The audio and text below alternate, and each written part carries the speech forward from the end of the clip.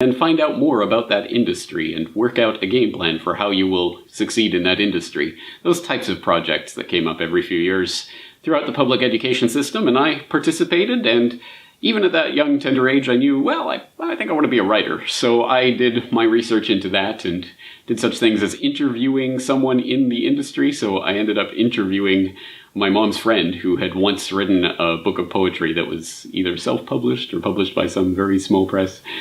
Things like that, which even at the time I realized probably weren't that helpful for me. Perhaps would have been more helpful for people in different industries. But anyway, for me I kind of recognized that that wasn't going to be a particularly fruitful activity. And yet I participated, thinking that I don't know how it's going to work out, but someday I'll be a writer. Well, I guess I achieved that dream in a way through the website. But I guess if I had to, what industry is it that I'm in? Am I a podcaster? Is that a career? I don't know. I guess I'm finding out as it happens. I relate this story to you because it is an interesting point that I have a personal experience of now at this point, which is the idea that not only is it difficult to predict what you're going to be in the future or how you're going to achieve those dreams, but even the idea of conceptualizing what will exist in the future for you to be a part of is impossible. There is no way that 16-year-old me could have possibly envisioned in a couple decades you're going to be a podcaster sitting in Japan. It's mind-blowing. It doesn't make any sense. There's no way I could have made some sort of game plan for that and planned it all out. Now, this is important because obviously it's not about one person's individual story. It's about every person's individual stories collectively.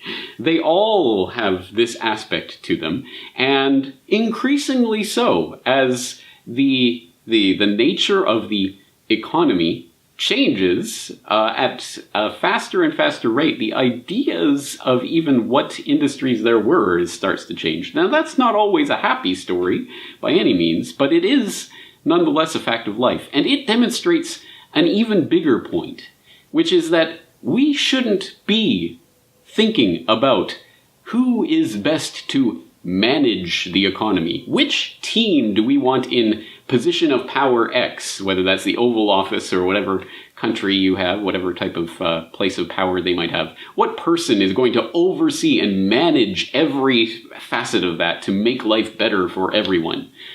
It's a fool's game to even try to answer that question, because the real answer is that, of course, it's not just that we don't have the right people in charge of the economy, it's that no one is in charge of the economy. No one could be in charge of the economy. Or, to speak more realistically, the Cadillaxy. That's a word to add to your list. One that I will flesh out in the future in more detail, but just look that one up.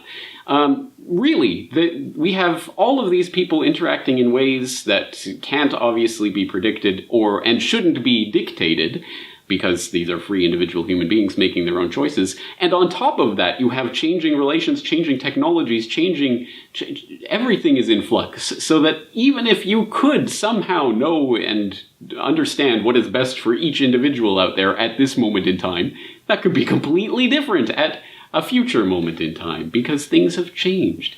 It's actually a good thing not to have a manager who's going to steward over the economy, because here's the real secret. The parasitic ruling class wants you to believe that you need them. That is the greatest trick that they have ever pulled, is to make you believe that there really needs to be a parasitic ruling class managing and directing every aspect of your life. Well, it's not just that we have the wrong people in those parasitic ruling positions of power to dictate to people. It's that even if they were angels descended from heaven to only do what is best for you and your country or whatever unit you want to divide yourself up into, the point is that they can't. They can't manage it. You cannot manage the spontaneous interactions that happen between people every day, which is why there is a revolution happening right now. It is a revolution that is transforming the nature of the world, of relations between people at the most fundamental levels.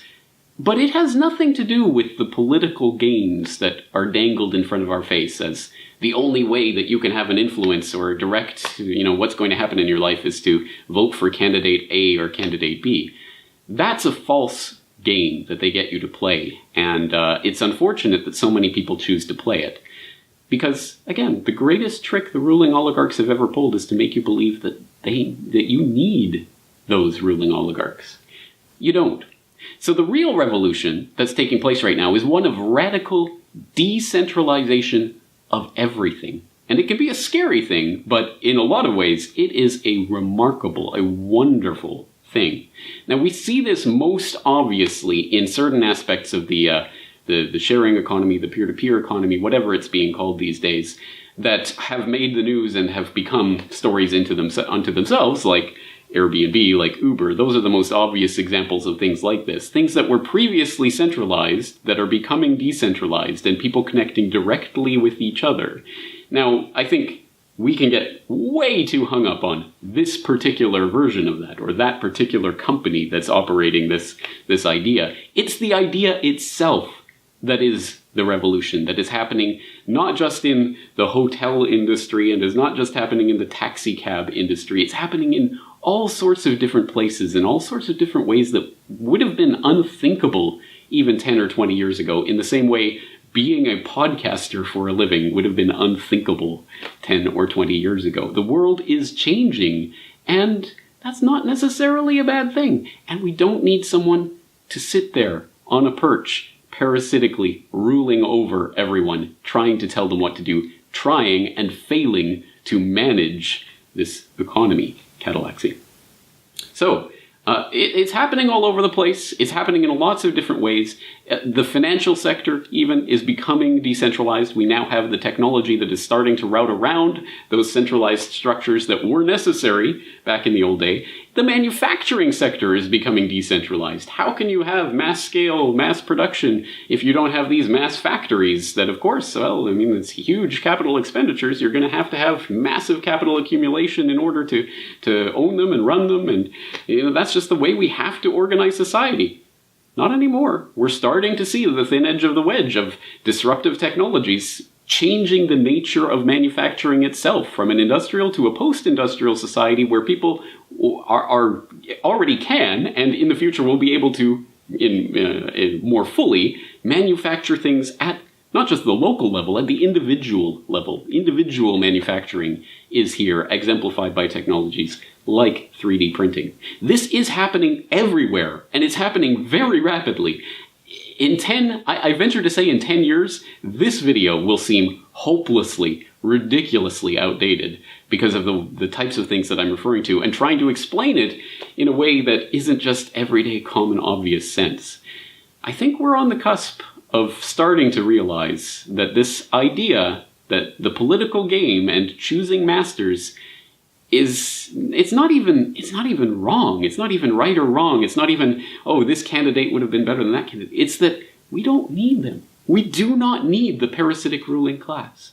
Now, obviously, this is a huge idea, and I'm not going to be able to introduce every aspect of it to you in this 7 or 8 minutes or whatever it is we have here today.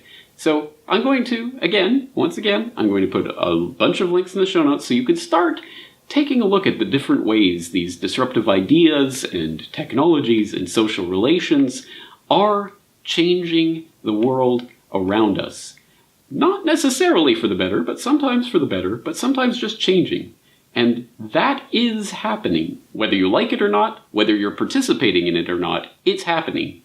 And that's where the real action is. The choices that you are making with relation to the people that are around you, the things that are happening around you, that is reality. The political theater is just people on a stage trying to rule over you and trying to convince you that you need to be ruled over. I'm here to try to break that paradigm. So this is just one foot through that door, and I'm inviting you to step through. Once again, I'll leave you with the word of the day, Catalaxy. Look that one up. And I'll